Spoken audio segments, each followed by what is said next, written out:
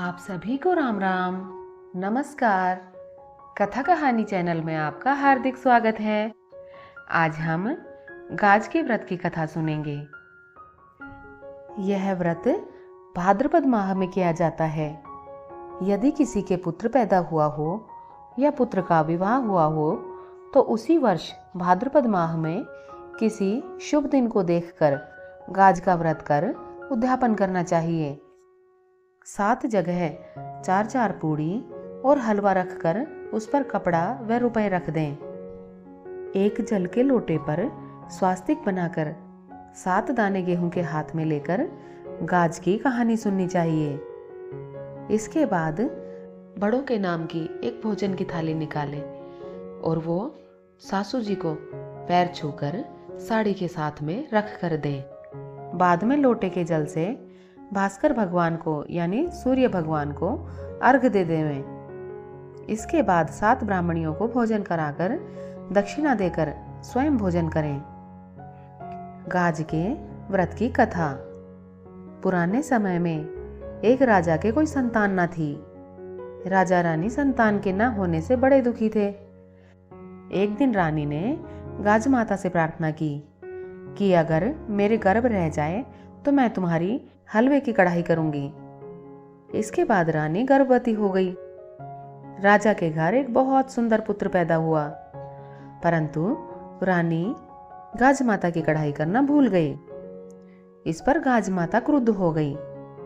एक दिन रानी का बेटा पालने में सो रहा था।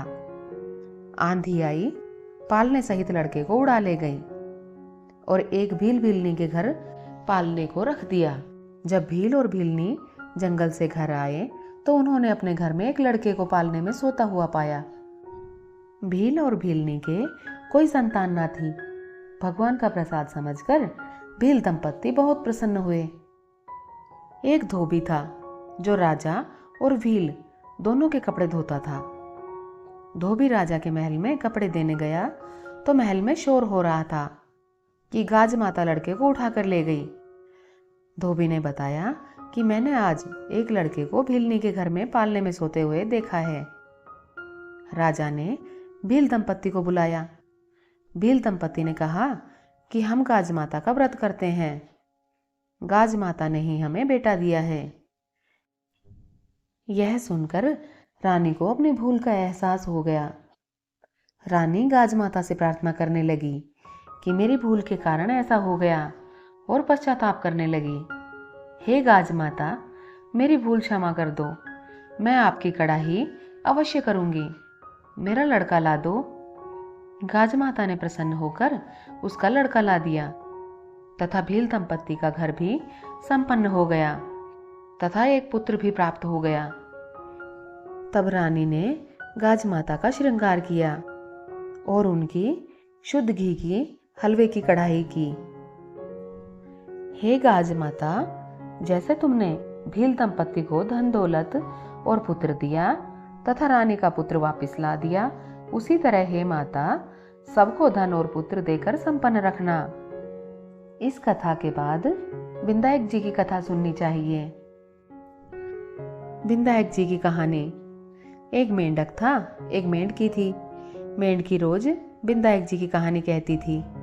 एक दिन मेंढक बोला कि तू पराये पुरुष का नाम क्यों लेती है?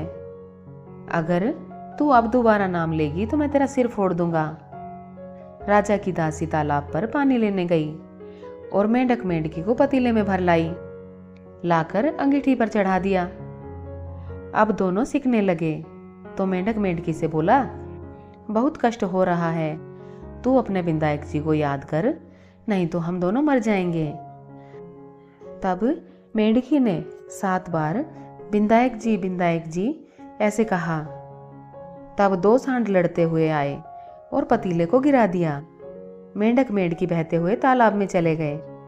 हे गणेश जी महाराज, जैसे मेंढक और मेंढकी का दुख दूर किया वैसे ही सबका करना। कहते सुनते हुंकारा भरते अपने सारे परिवार का कष्ट दूर करना। अगर आपको हमारी कथा कहानियाँ अच्छी लगती हैं तो चैनल को लाइक कीजिए, सब्सक्राइब कीजिए और अपने चाहने वालों के साथ शेयर कीजिए। हमारी कथा कहानियाँ सुनने के लिए आपका बहुत बहुत धन्यवाद।